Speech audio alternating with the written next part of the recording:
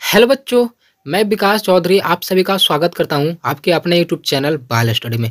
तो बच्चे लोग आज हम लोग क्लास 9th का चैप्टर 2 जिसका नाम है मोशन, जिसको हिंदी में बोलते हैं हम लोग गति। इसका हम लोग आज इस वीडियो में अति लघुत्तरीय प्रश्न करने वाले। तो आप लोग अगर वीडियो पे आ गए हैं तो अंतिम तक बने रहिएगा, एकदम अच्छे से समझ में आ जाएगा। आप लोग चैप्टर नहीं भी पढ़े ना तो इतना अच्छा से समझ में आ जाएगा आप लोग को कि बोलिएगा सर वाह क्या बात है ना। मतलब आप लोग खुद बोलिएगा अंतिम तक, बस आप वेट कीजिए और वीडियो में बने रहिए। चलिए तो हम लोग जल्दी से क्लास को स्टार्ट करते हैं। और अगर आप पहला चैप्टर का नहीं बनाए हैं तो पहला चैप्टर का लिंक आपको डिस्क्रिप्शन में मिल जाएगा, वहाँ पे आप जाके देख लीजिएगा। और सभी चीज़ का अगर वीडियो देखना है तो उसको वहाँ से प्ले लिस्ट ये सभी में देख लीजिएगा। चलिए हम लोग इसको स्टार्ट करते हैं। अगर आप चाहते हैं कि सभी वीडियो का नोटिफिकेशन आपके मोबाइल पे पहुंचे तो सब्सक्राइब बटन को दबा के सब्सक्राइब कर ले और वीडियो को लाइक कर ले, यहाँ से कमेंट कर दे और वीडियो को शेयर कर। तो देखिए इसका पहला क्वेश्चन क्या है, अति लघुत्तरीय का पहला क्वेश्चन है, आवर्त गति किसे कहते हैं। ठीक ना। तो इसका देखिए उत्तर यहाँ से हो जाएगा। आवर्त गति क्या है जो हम लोग देखते हैं यहाँ से। देखिए आप लोग को फिगर के माध्यम से यहाँ पे समझाते जाएंगे हम। ठीक ना। तो आप सभी को फिगर लेकर आए ताकि आप लोग को समझ में अच्छे ढंग से आ जाए। तो इसका उत्तर हो जाएगा बाबू कि जब कोई वस्तु अपनी गति को समय के निश्चित अंतरालों के बाद दोहराती है तो ऐसी गति को आवर्त गति कहते हैं। कहने का मतलब कि निश्चित समय में है ना, टाइम फिक्स हो कि यहाँ से यहाँ जा रहा है तो कितना देरी लग रहा है 1 सेकंड, फिर यहाँ से यहाँ आ रहा है तो 1 सेकंड, फिर यहाँ से यहाँ जाएगा 1 सेकंड, फिर यहाँ से आएगा 1 सेकंड। मतलब अपना जो गति है ना वो निश्चित समय में क्या कहता है, वो रास्ता को यानी वो पथ को क्या करता है, बार बार दोहराती है। देखिए बार बार क्या करती है, दोहराती है। तो उसको हम लोग क्या कहते हैं, उसको हम लोग आवर्त गति कहते हैं। उसको हम लोग क्या कहते हैं, आवर्त गति। इसका एग्जाम्पल हो जाएगा बाबू दीवाल घड़ी। देखिए दीवाल का जो घड़ी देखते हैं यहाँ से देखिए 12 बजता है, फिर यहाँ पे 6, यहाँ पे 3 और यहाँ पे 9, इस तरह से। तो देखिए घड़ी जो होता है सुई वो बार बार देखिए एक चक्कर को कितना देरी में लगा देता है, 12 घंटा में। फिर एक चक्कर लगाएगा, फिर एक चक्कर लगाएगा, फिर एक चक्कर, यानी वो अपने रास्ते को क्या करता है, बार बार रिपीट करते रहता है। हाँ, निश्चित समय अंतराल में। यहाँ से मान के चलिए देखिए यहाँ से अगर वो चलना स्टार्ट किया, यहाँ से अगर वो चलना स्टार्ट किया है तो यहीं पर आवे में, यहीं पे ऐसे घूर के आवे में, यहाँ पे आवे में कितना समय लगेगा, 12 घंटा। फिर से अगर दोबारा चलेगा तो फिर 12 घंटा लेगा।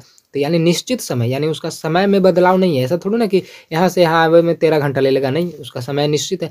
तो इसी को हम लोग क्या कहते हैं, आवर्त गति। तो समझ जाइएगा और याद रखिएगा कि आवर्त गति किसे कहते हैं, कि जब कोई वस्तु अपनी गति को समय के निश्चित अंतरालों के बाद दोहराती है तो ऐसी गति को हम लोग आवर्त गति कहते हैं। जैसे एग्जाम्पल में देख लीजिए, दीवाल की घड़ी, पेंडुलम की गति या झूला। झूला भी देखते हैं, झूले की गति, झूले की भी गति देखते हैं कि आगे जाते हैं पीछे जाते हैं, आगे जाते हैं पीछे जाते हैं, आगे जाते हैं पीछे जाते हैं। तो अपने गति को क्या करता है, बार बार दोहराता है। तो उसको हम लोग क्या कहते हैं, आवर्त गति कहते हैं। जैसे आप लोग यहाँ पे देख रहे हैं है ना, ये देखिए पेंडुलम है, ये पेंडुलम चल नहीं रहा है ना, पेंडुलम चल नहीं रहा है, पता नहीं क्या हो गया।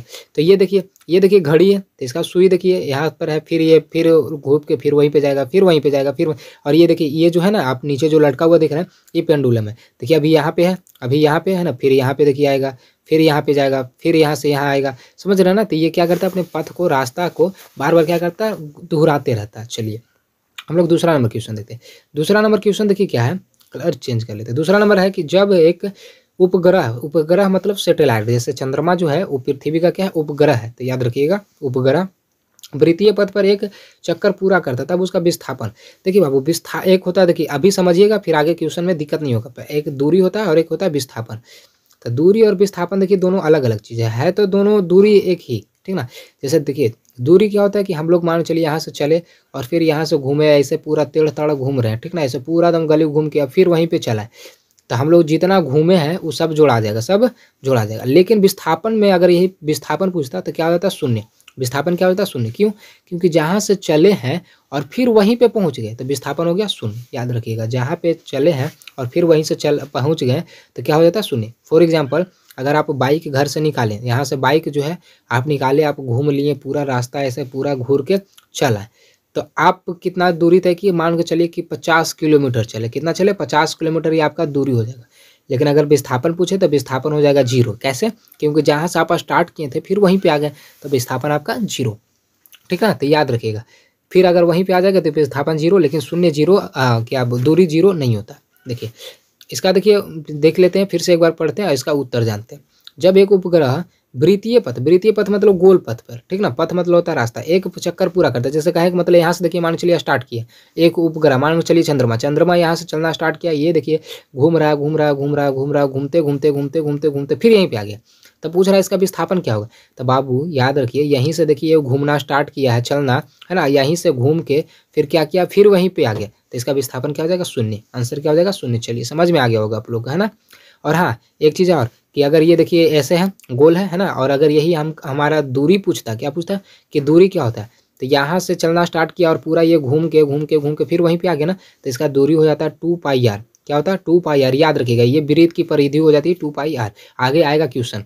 चलिए अब अगला देखिए क्वेश्चन है तीसरा नंबर क्वेश्चन कि एक पिंड जब सीधे ऊपर की ओर फेंका जाता है, पिंड मतलब कोई वस्तु, ठीक ना, सीधे ऊपर की ओर क्या कर रहा है, फेंक रहा है इसे, तब वह एच ऊंचाई जाता है, मतलब फेंका तो एच ऊंचाई गया, ठीक ना। एच ऊंचाई तक पहुंचने के बाद पृथ्वी पर वापस आ जाता है। अब देखिए यहाँ तक पहुंचा और फिर क्या आता है, नीचे पहुंच जाता है जहाँ से, यानी कि एच ऊंचाई गया तो एच ऊंचाई नीचे भी आ गया, है ना, यही ना हुआ। पिंड द्वारा तय की गई कुल दूरी और विस्थापन क्या होगा। अब देखिए कुल दूरी पूछ रहा है, विस्थापन देखिए दूरी क्या होता है, जितना चला सब, देखिए एच गया और एच वापस चला है, तो एक एच और एक एच 2h, यानी कि दूरी कितना हो जाएगा 2h, है ना। और विस्थापन कितना हो जाएगा बाबू, देखिए नीचे से जा रहा था ही और फिर नीचे ही आ गया ना, तो विस्थापन क्या हो जाएगा 0। विस्थापन क्या हो जाएगा 0। समझ गए ना। देखिए कॉन्सेप्ट इतना अच्छा से आप लोग को क्लियर हो जाएगा ना कि मजा ही आ जाएगा। चलिए चौथा नंबर क्वेश्चन देखिए कि सीधी सड़क पर गतिमान एक बस 7 बजे, ठीक है, 7 बजे प्रातः मतलब सुबह में मूल बिंदु के रूप में स्टेशन से 3 किलोमीटर की दूरी पर थी, ठीक ना, 3 किलोमीटर दूरी पे थी, और 7:15 बजे -5 किलोमीटर दूरी पर थी, उसका विस्थापन क्या होगा। तो देखिए उसका विस्थापन ने पूछ रहा, तो विस्थापन का देखिए फॉर्मूला होता है S1 - S2। S1 - S2 देखिए अगर विस्थापन पूछे ना तो S बराबर विस्थापन को S से हम लोग अथी करते हैं, ठीक ना, S से, या तो X भी बोल सकते हैं, S1 - X2 कुछ भी आप लोग बोल सकते थे। चलिए यहाँ पे हम देखिए एक्स लिए ना, X1 और X2 यहाँ पे लिए, तो इसलिए हम क्या कर देते हैं, विस्थापन बराबर विस्थापन यानी कि S, विस्थापन को S से बोलते हैं, S बराबर हो जाएगा X1 - X2। ये इसका फॉर्मूला होता है कि मतलब पहला हमसे दूसरा को हटा देंगे। तो पहला देखिए क्या है बाबू, पहला है देखिए 3 किलोमीटर, तो 3 और माइनस, और फिर दूसरा क्या है देखिए -5, तो यहाँ से हो जाएगा -5। तो ये देखिए माइनस माइनस प्लस हो जाएगा ना, तो 3 प्लस हो जाएगा 5 बराबर कितना हो जाएगा 8, यानी कि 8 किलोमीटर हो जाएगा। कितना हो जाएगा, उसका विस्थापन कितना हो जाएगा 8 किलोमीटर। देखिए यहाँ पे देखिए सोल्यूशन किया गया है। चलिए समझ गए। अब अगला देखिए 5वां नंबर क्वेश्चन कि कोई वस्तु त्रिज्या आर के एक वृत्त पर चलती है, त्रिज्या आर के एक वृत्त पर चलती है और अपने प्रस्थान बिंदु के व्यातः सम्मुख बिंदु पर पहुंचती है, तो उसका विस्थापन और दूरी क्या होगा। देखिए मतलब यहाँ से एक इसका त्रिज्या जो है ना आर है, त्रिज्या क्या है आर। अब यहाँ से चलना प्रारंभ करती है और फिर वहीं पे पहुंच जाती है, ठीक ना, फिर वहीं पे पहुंच जाती है। तो पूछ रहा है हमसे दूरी, हमसे क्या पूछ रहा है, विस्थापन और दूरी क्या होगा, विस्थापन और दूरी क्या होगा। तो बताइए यहाँ से चलना प्रारंभ किया और फिर ऐसे घूम के यहीं पे पहुंच गया, तो विस्थापन तो उसका क्या हो जाएगा बाबू 0, है ना। और दूरी क्या हो जाएगा, तो दूरी आपको बताए थे क्या हो जाएगा 2πr, क्या हो जाएगा 2πr। तो यहाँ पे देखिए पाई ऑप्शन नहीं मिल रहा था यहाँ पे टाइप करने के लिए, तो यहाँ पे लिख लीजिएगा आप, दूरी हो जाएगा क्या 2πr। समझ गए। चलिए अब अगला क्वेश्चन देखते हैं, 6वां नंबर क्वेश्चन, क्या ऐसी गति हो सकती है जिसमें औसत वेग 0 हो। औसत वेग क्या हो 0, गति बोल रहा है, तो बाबू ऐसा नहीं हो सकता है, ऐसा नहीं हो सकता कि औसत वेग क्या होगा उसका 0 हो, उसका औसत वेग क्या हो 0, ऐसा नहीं हो सकता है। चलिए छठा ही हो गया। अब देखिए 7वां क्वेश्चन, 7वां क्या है कि एक पिंड एक समान वेग से गतिशील है, इसका त्वरण क्या होगा। एक समान वेग कितना, एक समान मतलब जैसे घर से मान चलिए ये घर है और ये है मतलब रास्ता, तो ये घर से निकला है 5 किलोमीटर प्रति घंटा के स्पीड से, तो ये पूरे रास्ता का में इसका चाल जो है ना 5 ही किलोमीटर घंटा, 5 किलोमीटर ही घंटा, मतलब उसमें चेंज नहीं हो रहा, उसमें क्या हो रहा है, चेंज नहीं हो रहा। तो बोल रहा है एक पिंड एक समान वेग से गतिशील है, इसका त्वरण क्या होगा।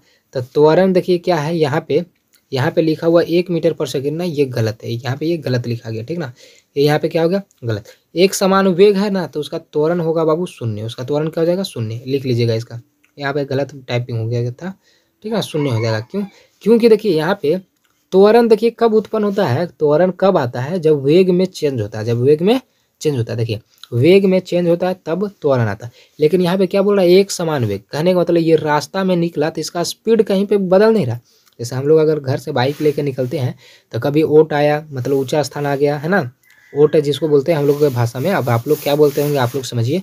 तो ओट आ गया कहीं पे ऊंचा तो वहाँ पे ब्रेक ले लेते हैं। कोई आदमी आ गया सामने तो ब्रेक ले लेते हैं, कोई जानवर आ गया सामने ब्रेक ले लेते हैं। और अगर ऐसे ही सफा रास्ता मिला तो पूरा स्पीड कर देते हैं ना।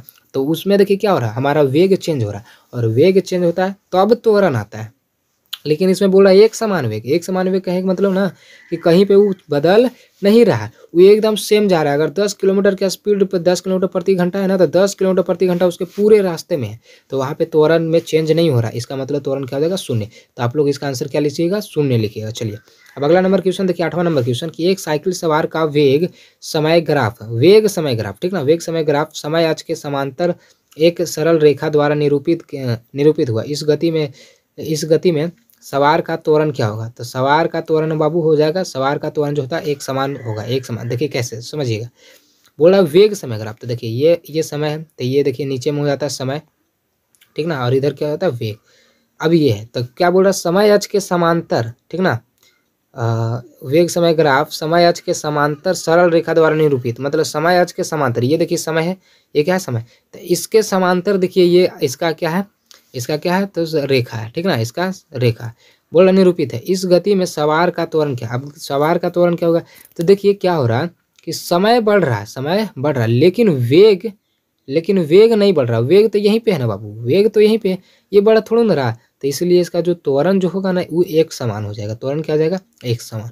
इसका आंसर लिख लीजिएगा। अब देखिए 9वां नंबर क्वेश्चन है, अगर जो आपको नहीं समझ में आता है ना तो कमेंट जरूर किया कीजिए कि सर ये इसका नहीं समझ में आया। देखिए आप लोग जो है ना, ये देखिए डिस्क्रिप्शन में हम लिंक दे देंगे व्हाट्सएप ग्रुप का, तो वहाँ से ज्वाइन हो जाइएगा, ठीक है ना, वहाँ से क्या कीजिएगा, ज्वाइन हो जाइएगा आप लोग, और वहाँ पे स्क्रीनशॉट मार के भेज दीजिएगा, बोलिएगा कि सर ये समझ में हमको नहीं है। और नहीं तो एक नंबर देते हैं हम अपना 99 0 53 0 44 40, है ना, इस नंबर पे भी आप भेज सकते हैं। अगर आपको नहीं समझ में आया स्क्रीनशॉट करके आप भेज सकते हैं। और एक बात हो कि आप लोग का न्यू बैच स्टार्ट हो गया है, तो अगर आप लोग ज्वाइन होना चाहते हैं तो इसी नंबर पे आप लोग मैसेज कीजिए या कॉल कीजिए, जो भी आपको ज्वाइन होने हैं। इसके लिए मात्र आपसे 499 रुपये हम फी लेंगे, जिसमें आपको टोटल 1 साल पढ़ाएंगे, 1 साल। इसमें नोट्स PDF, जैसे ये क्वेश्चन का आंसर है ना, तो PDF इसका, फिर नोट्स वगैरह सब मिल जाएगा मात्र इतना में ही।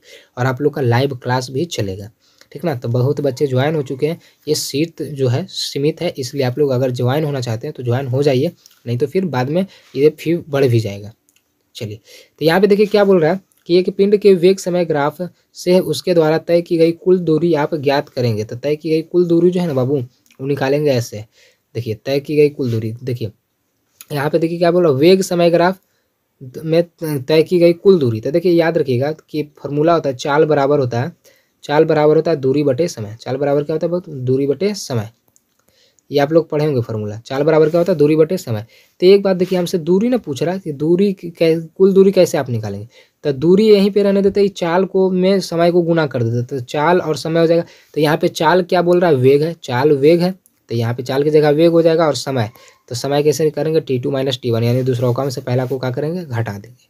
चलिए यहाँ पे आप लोग को नहीं समझ में आ रहा होगा क्योंकि स्क्रीन मेरा भर जाता है ना, इसीलिए। अगर नहीं समझ में आया तो कोई बात नहीं, स्क्रीनशॉट मार के भेजिएगा, हम बताएंगे आपको वीडियो कॉल पे, ठीक ना। चलिए अब 10वां नंबर क्वेश्चन देखते हैं कि एक गाड़ी का ओडोमीटर क्या मापता है। बाबू एक गाड़ी का जो ओडोमीटर है ना क्या मापता है, तो ओडोमीटर गाड़ी द्वारा तय की गई कुल दूरी को मापता है, ठीक ना। ओडोमीटर का फिगर देखिए, ये देखिए ओडोमीटर गाड़ी में ये वाला लगा हुआ रहता है ना, तो ये जो है ना, ये यहाँ पे देखिए, यहाँ पे किलोमीटर, तो यहाँ पे देखते हैं कभी घटता है, यहाँ पे नहीं, हमेशा बढ़ते रहता है, क्योंकि ये ओडोमीटर जो है इसको ओडोमीटर बोलते हैं। और ये हमेशा दूरी मापता है। घर से आप निकालिएगा और फिर घर पे पहुँच जाइएगा तो क्या वो बोलेगा कि 1 किलोमीटर भी नहीं चला, मतलब थोड़ा सा भी नहीं चला, ऐसा बात नहीं है ना। ये पूरा बता देगा। मान चलिए अगर आप 10 किलोमीटर दूर गए हैं और फिर 10 किलोमीटर आए तो 20 किलोमीटर शो करेगा। तो गाड़ी का ओडोमीटर क्या मापता है बाबू, दूरी को मापता है, विस्थापन को नहीं मापता। अगर विस्थापन मापता ना तो विस्थापन में तो 0 हो जाता है, लेकिन ये किसको मापता है, तो दूरी को मापता है, याद रखिएगा। अब अगला देखिए क्वेश्चन है 11 number question. 11 number question, time देख लेते हैं थोड़ा सा, 20 हो गया ना, चलिए कोई बात नहीं, हमको कोचिंग भी जाना है। 11 नंबर क्वेश्चन देखते हैं कि एक वस्तु द्वारा कुछ दूरी तय की गई है, क्या इसका विस्थापन 0 हो सकता है। कुछ दूरी तय की गई है ना, तो विस्थापन 0 हो सकता है। देखिए इसका उत्तर देखते हैं। देखिए पहले विस्थापन 0 हो सकता है, विस्थापन 0 हो सकता है कब, जब यहाँ पे है और फिर यहीं पे आ गया होगा, है ना। यदि हम वृत्तीय पथ में चलकर पुनः प्रारंभिक स्थान पर पहुँचते हैं, यहाँ हमने कुछ दूरी तय की है परंतु हमारा विस्थापन क्या हो जाएगा, शून्य। फिर वहीं पे पहुँच जाएंगे, प्रारंभिक स्थान पे फिर से पहुँच जाएंगे वहीं पे, तो फिर से शून्य हो जाएगा। चलिए समझ गए। 12 नंबर क्वेश्चन देखते हैं। 12 नंबर क्वेश्चन है, किस अवस्था में किसी वस्तु के औसत वेग का परिमाण उसकी औसत चाल के बराबर होगा। किस अवस्था में, ठीक ना, औसत वेग और औसत चाल जो है बराबर होगा। तो इसका उत्तर हो जाएगा जब वस्तु का विस्थापन और उसके द्वारा तय की गई कुल दूरी समान हो। विस्थापन और दूरी जो है क्या हो, समान हो, ठीक ना, तब। अब अगला देखिए 13 नंबर क्वेश्चन कि किसी वस्तु की गति के विषय में आप क्या कह सकते हैं जिसका चाल समय ग्राफ समय अक्ष के समांतर हो। देखिए चाल समय ग्राफ, तो देखिए ये देखिए चाल है और नीचे में क्या होता है, समय, ये क्या हो जाता है, समय। तो चाल समय ग्राफ हो और क्या बोल रहा है कि चाल समय ग्राफ समय अक्ष के समांतर, मतलब समय अक्ष ऐसा देखिए बढ़ रहा है। तो यहाँ पे देखिए क्या कहेंगे कि समय देखिए बढ़ते जा रहा है। देखिए बाबू ये समय वाला है ना, तो इधर जा रहा था, देखिए ये समय जो है क्या होते रहा है, बढ़ते जा रहा है। लेकिन चाल का बढ़ रहा है, चाल देखिए ऊपर जाते तब ना चाल बढ़ता है, लेकिन ये तो यहीं पे यहीं, और हाँ इधर देखिए बढ़ते जा रहा है, इधर ही बढ़ते जा रहा था, ये समय बढ़ते जा रहा है, चाल नहीं। तो हम देखिए कहेंगे इस स्थिति में कि ऐसी स्थिति में हम कहेंगे कि वस्तु एक समान चाल से गतिमान है, मतलब इधर ही चलते जा रही है, इधर ही चलते जा रही है। जैसे समझिएगा कि यहाँ मान के चलिए 2 किलोमीटर है प्रति घंटा, ठीक ना, प्रति घंटा, और यहाँ पे 3 किलोमीटर है, फिर यहाँ पे 4 किलोमीटर प्रति घंटा, यहाँ पे 5 किलोमीटर, लेकिन ये ऊपर पे जा रहा है नहीं, यहाँ से दुइये से निकलते जा रहा है, दुइये दुइये दुइये निकलते जा रहा है, ठीक ना। तो ये एक समान है, मतलब इसका चाल में परिवर्तन नहीं हो रहा, ठीक ना। चलिए अब अगला देखिए 14 नंबर क्वेश्चन कि किसी वस्तु की गति के विषय में आप क्या कह सकते हैं जिसकी दूरी समय ग्राफ समय अक्ष के समांतर हो। तो दोनों बातें की है, दोनों बातें की है। अच्छा दूरी समय ग्राफ ना, तो देखिए दूरी समय, देखिए यहाँ पे देखिए समय है ना, और यहाँ पे क्या है, दूरी है, यहाँ पे क्या है, दूरी। अब बोल रहा है क्या, दूरी समय ग्राफ समय अक्ष के समांतर, मतलब ये समय अक्ष के समांतर है। तो यहाँ पे देखिए ये 0 है, यहाँ पे 1 और यहाँ पे 2 मीटर, ठीक ना। अब ये देखिए क्या है, समय अक्ष के समांतर जा रही है, तो हम क्या कहेंगे, देखिए आगे ऊपर ऊपर जा रही है नहीं, तो यहाँ पे 2 किलोमीटर 2 मीटर पे जाके क्या हो गई, रुक गई। तो हम बोलेंगे वस्तु जो है ना स्थिर है, बोलेंगे ऐसी स्थिति में हम कहेंगे कि वस्तु स्थिर है, मतलब रुका हुआ है, वह गतिमान नहीं है, वस्तु जो है रुका हुआ है, यहीं पे रुका हुआ है। समय बढ़ रहा है, समय जो है बढ़ते जा रहा है, इधर की ओर जा रहा है पूरा, है ना, बार बार जा रहा है, उधर उधर जितना बढ़ते जा रहा है, लेकिन ये ऊपर जाएगा तब ना दूरी बढ़ेगा, है ना, दूरी बढ़ेगा, लेकिन नहीं, ये तो समय अक्ष के समांतर जा रहा है, तो वस्तु क्या है, स्थिर है। 15 नंबर क्वेश्चन देखिए क्या है, 15 नंबर क्वेश्चन कि किसी वस्तु के एक समान एवं असमान गति के लिए समय दूरी ग्राफ की प्रकृति क्या होती है, प्रकृति क्या होती है। तो देखिए इसका उत्तर ये हो जाएगा कि एक समान गति के लिए समय दूरी ग्राफ, ठीक ना, समय दूरी ग्राफ एक समान गति के लिए, ठीक ना, समय दूरी ग्राफ सरल रेखा होती है, जबकि असमान गति के लिए ऐसा ग्राफ समय के साथ वस्तु द्वारा तय की गई कुल दूरी का आरेखीय परिवर्तन दर्शाता है, लिख लीजिएगा। चलिए अब देखिए है इसमें, देखिए 16 नंबर क्वेश्चन, देखिए 16 नंबर क्वेश्चन हम लोग समझ लेते हैं, बाकी देख लेते हैं कि कितना क्वेश्चन है। यहाँ पे बहुत सारे क्वेश्चन है बाबू लोग। अच्छा 22 क्वेश्चन है, तो थोड़ा सा स्पीड में हम लोग करते हैं ना, 16 पे हम लोग आ गए। देखिए 16 नंबर क्वेश्चन देखिए क्या है कि चित्र 2.33 में चाल समय ग्राफ की 4 स्थितियाँ दिखाई गई है। हाँ 4 स्थितियाँ दिखाई। पहला हम देखिए क्या, किस स्थिति में, मतलब किस स्थिति में क्या हो रहा है जो बताना। देखिए पहला में क्या बोल रहा है, चाल नियत है। चाल नियत किस में है, नियत मतलब कांस्टेंट, नियत मतलब कांस्टेंट, यानी वो चल रहा है चल रहा है चल रहा है, वो एक ही स्पीड से चल रहा है, तो उसको चाल नियत बोलेंगे, ठीक ना। दूसरा है कि चाल घट रही है, तीसरा है चाल बढ़ रही है, और चौथा है कि चौथी स्थिति में क्या होता है, ठीक ना। तो देखते हैं कि इसमें क्या हो रहा है। तो देखिए इसमें देखिए पहला क्या है, चाल नियत है, चाल नियत है। तो देखिए बाबू ये देखिए चाल नियत मतलब एक ही स्पीड से बढ़ रहा है। तो मान चलिए यहाँ पे 1 किलोमीटर है, यहाँ पे 2 किलोमीटर और यहाँ पे 3 किलोमीटर, तो ये देखिए इधर ही जाते रहा, इधर जाते रहा जाते रहा जाते रहा, तो इसका चाल नियत है ना, यानी 3 किलोमीटर के पर से स्पीड से ही क्या हो रहा है, जा रहा है। ये ऊपर जाता तब नहीं इसका चाल बढ़ता, लेकिन नहीं, हाँ समय देखिए बढ़ रहा है, समय आज के समांतर जा रहा है, तो इसका सिर्फ समय बढ़ रहा है लेकिन चाल नहीं बढ़ रहा। तो पहला का ऑप्शन कौन सा हो जाएगा, पहला का हो जाएगा 3, पहला का क्या हो जाएगा 3। अब देखिए दूसरा में देखिए क्या है, दूसरा में चाल घट रही है। तो देखिए ये ऊपर से, देखिए ऊपर से आ रहा है, ये नीचे, ऊपर से आ रहा है नीचे। जैसे मान चलिए यहाँ पे 3 होगा, है ना, यहाँ पे देखिए 2 होगा और यहाँ पे कितना होगा 1। तो ये देखिए 3 से आ गया कहाँ, 1 पे, कहा के लिए ये देखिए समांतर है ना इसके, तो यहाँ पे आ गया, यानी कि 1 के सामने आ गया ना, 1 के सामने आ गया, तो ये चाल घट रही है। तीसरा में चाल बढ़ रही है, ये देखिए 40 का बढ़ रहा है, 40 का बढ़ रहा है, ठीक ना। चौथी स्थिति में क्या हो रहा है कि देखिए बढ़ा, है ना, फिर समांतर गया मतलब बराबर गया, और फिर क्या हो रहा है, घट रहा है ना। तो देखिए चौथा का देखिए क्या लिखिएगा आप लोग, चौथा का उत्तर लिखिएगा कि एक समान त्वरित गति, ऊपर जा रहा था एक समान त्वरित गति हो रही है, अचर चाल तथा एक समान मंदित गति को निरूपित करती है। मंदित मंदित मतलब कि माइनस में, यानी कि नीचे नीचे आ रहा है ना, त्वरण को ही हम लोग मंदित मंदन बोलते हैं, ठीक है ना। चलिए, यहाँ पे थोड़ा सा नहीं समझ में आया होगा, लेकिन कोई बात नहीं, क्योंकि टाइम नहीं है तो थोड़ा सा जल्दी हमको करना पड़ेगा। देखिए 17 नंबर क्वेश्चन है कि 7 सेंटीमीटर 7 मीटर त्रिज्या के एक वृत्त पर कोई वस्तु 4 मीटर पर सेकंड की एक समान चाल से चलती है, तो एक चक्कर पूरा लगाने में कितना समय लगेगा। देखिए एक वृत्त पे, ये देखिए वृत्त है ना, इसका स्पीड कितना है 4 मीटर प्रति सेकंड, 4 मीटर प्रति सेकंड है, ठीक है, 4 मीटर प्रति सेकंड। और त्रिज्या इसका कितना है 7 सेंटीमीटर, त्रिज्या 7 सेंटीमीटर। तो बोला तो एक चक्कर पूरा करने में उसको कितना समय लगेगा, हमसे टी पूछ रहा है। तो देखिए टी बराबर हो जाता है, टी बराबर होता है 2πr बटे टी, 2πr बटे सॉरी आर, क्या हो जाएगा यहाँ पे आ जाएगा भी। देखिए नहीं समझे होंगे, भी बराबर हो जाता है 2πr बटे क्या होता है टी। अब देखिए ये टी को वहाँ पे भेजेंगे ना, और ये भी यहाँ पे आ जाएगा, तो टी बराबर हो जाएगा 2πr बटे में क्या हो जाएगा, बटे में हो जाएगा यहाँ पे भी। अब देखिए 2 पाई और आर, तो 2 हो गया, पाई के मान हो जाता है 22/7, और आर कितना दिया, वो आर दिया वो हमको 7, तो यहाँ पे लिख देंगे 7, और बटे में क्या है भी, तो भी का मान कितना दिया वो 4, तो यहाँ पे लिखेंगे 4। देखिए ये 7 से ये 7 कट गया है ना, और ये 2 से 4 को काटेंगे 2 बार में, ये से 11 कट जाएगा तो बचेगा 22, कटेगा तो 11 बार में कट जाएगा, यानी इसका आंसर आ जाएगा कितना 11।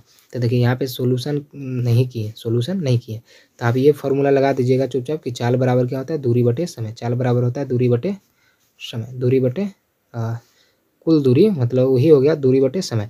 तो देखिए दूरी बटे समय, तो चाल को हम लोग भी बोल दिए, और दूरी एक यहाँ से यहाँ चलना स्टार्ट किए, फिर यहाँ पे पहुँचते हैं, तो हम बोले ना आपको कि 2πr होता है, तो यही लिख दिए 2πr, और नीचे में हो गया समय। ऐसे करके बनाए थे हम। चलिए अब अगला क्वेश्चन देखिए 18 नंबर क्वेश्चन। 18 क्या है कि वेग समय ग्राफ के नीचे के क्षेत्र से मापी गई राशि क्या होती है।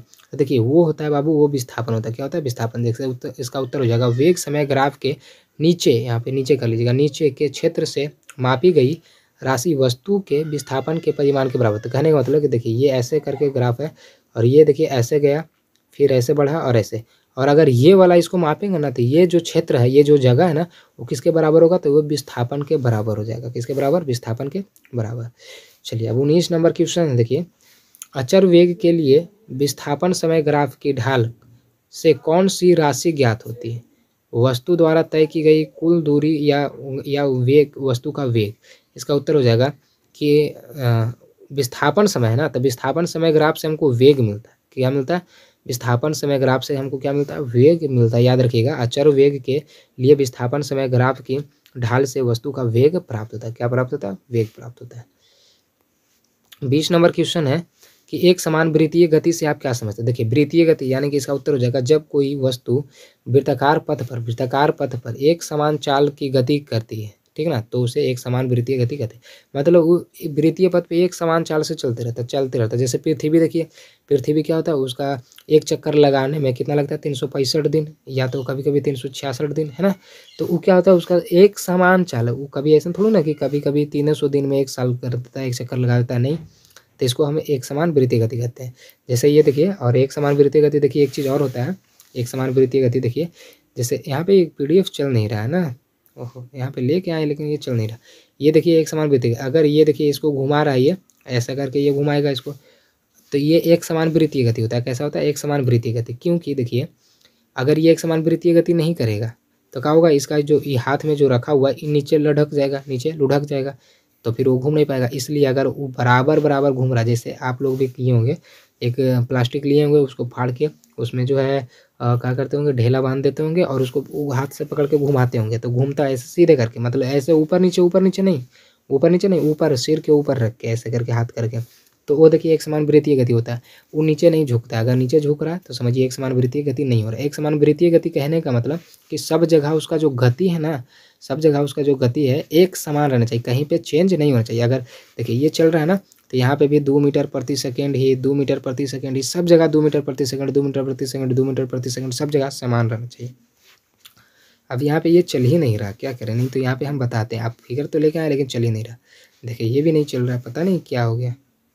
चलिए कोई बात नहीं। देखिए 21 नंबर क्वेश्चन देखिए, क्या एक समान वृत्तीय गति में किसी वस्तु का वेग हमेशा परिवर्तित होता है। हाँ, एक समान वृत्तीय गति में वस्तु का वेग हमेशा परिवर्तित होता है। जैसे देखिए ये वेग है, v मतलब वेग, v मतलब वेग। देखिए यहाँ पे है तो इसका वेग इधर है, यहाँ पे आएगा देखिए ये यहाँ पे आएगा तो इसका वेग इधर होगा, अगर यहाँ पे आएगा तो इसका वेग नीचे आएगा, अगर यहाँ पे है तो इसका वेग इधर आएगा, अगर यहाँ पे है तो इसका वेग इधर आएगा। मतलब जिधर जिधर ही चलते जाएगा उसका वेग परिवर्तित होते रहेगा उधर उधर। तो इसका आंसर हो जाएगा हाँ। अब लास्ट नंबर क्वेश्चन है, देखिए 22 नंबर क्वेश्चन। 22 नंबर क्वेश्चन है कि एक डोरी के छोर पर बंधे किसी वस्तु को वृत्तीय पथ पर घुमाने पर वस्तु की गति की दिशा क्या होती है? तो इसका उत्तर हो जाएगा वस्तु वृत्तीय पथ के स्पर्श रेखीय सीधी रेखा में गति करती है। देखिए स्पर्श रेखीय गति करती है। देखिए स्पर्श वस्तु, देखिए ये देखिए है ना, स्पर्श रेखीय मतलब इसमें सटा जा रहा है। जैसे यहाँ से ये आएगा तो ये इधर जाएगा, मतलब स्पर्श रेखीय यानी इसको गोला को छूते हुए जाएगा। तो चलिए समझ गया। ये देखिए था 22 नंबर क्वेश्चन, 22 था, 22 का हम लोग उत्तर जाने थोड़ा सा जल्दी कर दिए तो इसके लिए सॉरी। अगर आपको नहीं समझ में आया तो उसका स्क्रीनशॉट मार के वो जो नंबर दिए थे 99 है ना, इस पे देखिए 99 053 044 40 इस नंबर पे आप मैसेज कर सकते हैं, पूछ सकते हैं आप। और हाँ, अगर आपको क्लास ज्वाइन करना है तो इसी नंबर पे आप कॉल करके आप पूछ सकते हैं। चलिए मिलते हैं अगले वीडियो में, तब तक के लिए जय हिंद जय भारत। और वीडियो को लाइक नहीं किए तो वीडियो को लाइक कर दीजिए, दोस्तों के पास शेयर कर दीजिए और चैनल को जल्दी से सब्सक्राइब कर दीजिए।